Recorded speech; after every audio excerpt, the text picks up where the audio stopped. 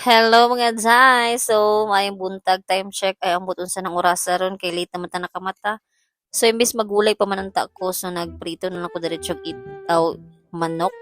So, na siyang first nga pagsalang. So, di pa gid na siya nga luto. Ako pa nang ipabugnaw ang mantika kay para mo crispy kunuhay siya ba. Bahalag dita crispy. Bahalag sa niluto na lang. Unsa daw?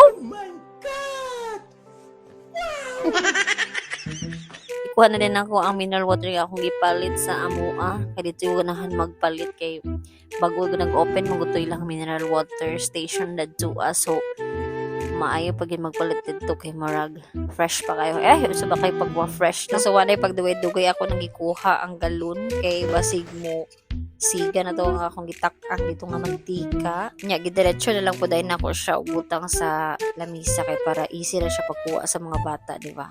So yung nana lagi nang kinabuhi no kay lisod na kay magsalig taglaing tao di ba unya naanad man ta mo inusara so kanang mga butang nga easy ra gid kina siya no di ba easy kunuhay pero mara nagkaigiton ba. Uhahay easy na lang aron ingnon.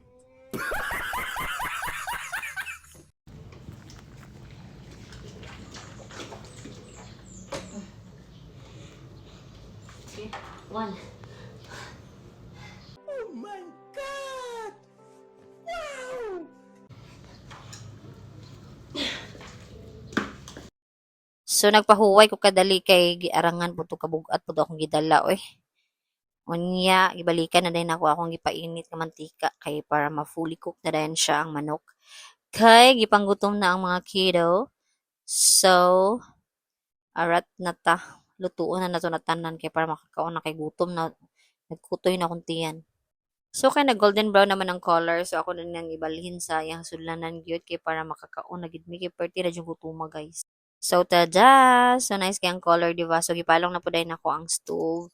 So tuwa nakauna na si Inday Bobing kay ang mga kuya gadula pa man, diba?